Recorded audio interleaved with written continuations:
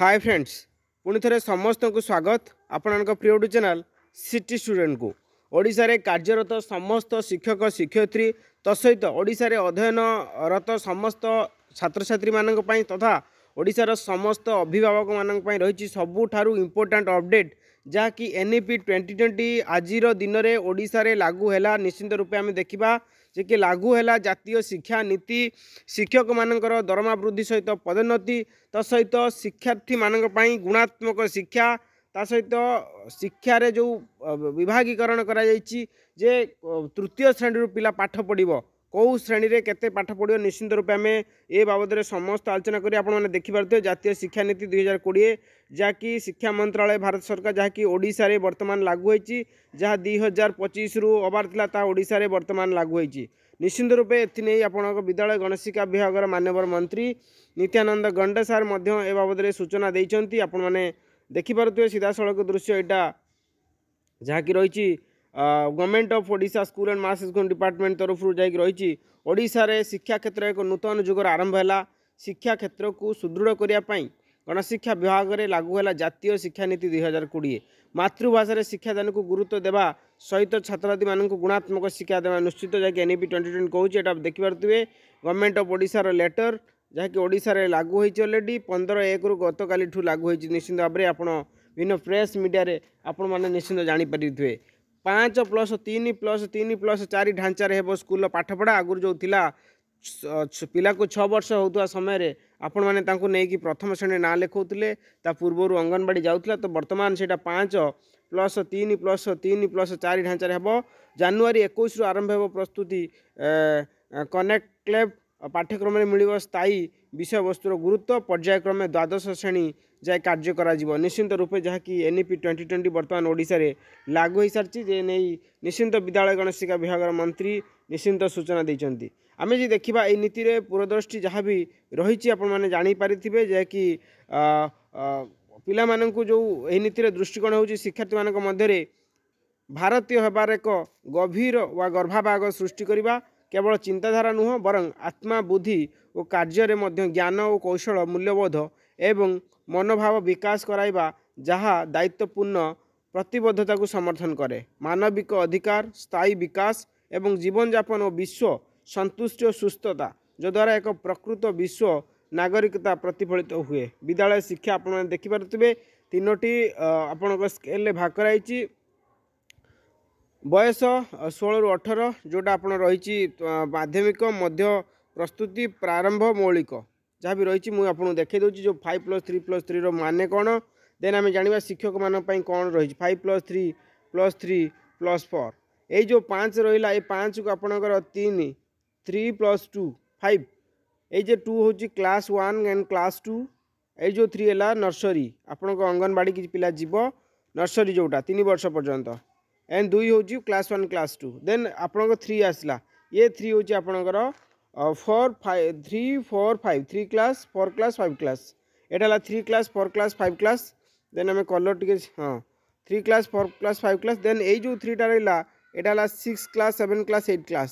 6 class 7 class 8 class ये जो 4 रहा ये 4 रहा 9 10 11 12 चार्टा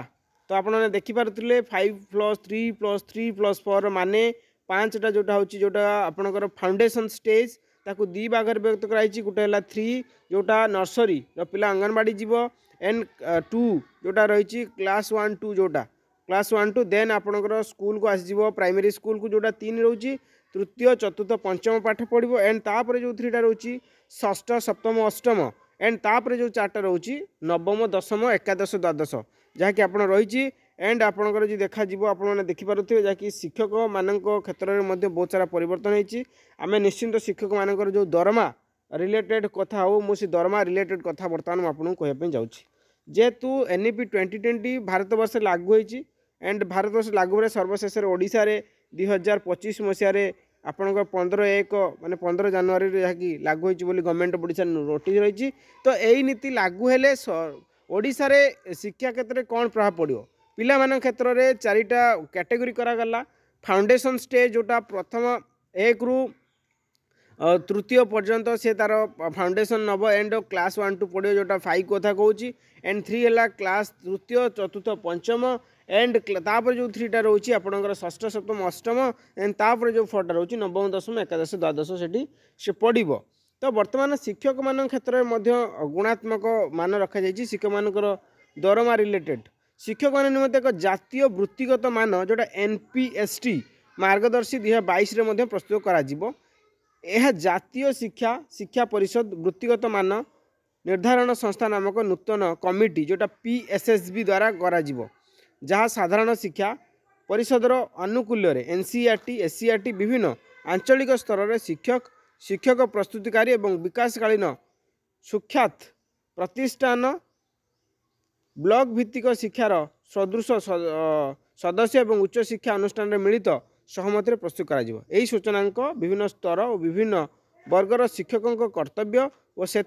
आवश्यक थिबा दक्षता को परिव्याप्त हेबो। यह प्रत्येक स्तर में वृत्तिगत मान निरूपण पर सूचना करिवो जहाँ निर्दिष्ट समय व्यवधान रही। NPST नियुक्ति सेवा पूर्व शिक्षार योजना प्रस्तुत करिवो तत्पर राज्यगुड़िक ग्रहण करें एवं शिक्षक परिचालनार स्वाताधिकार वृत्तिगत अभिवृद्धि कार्य वेतन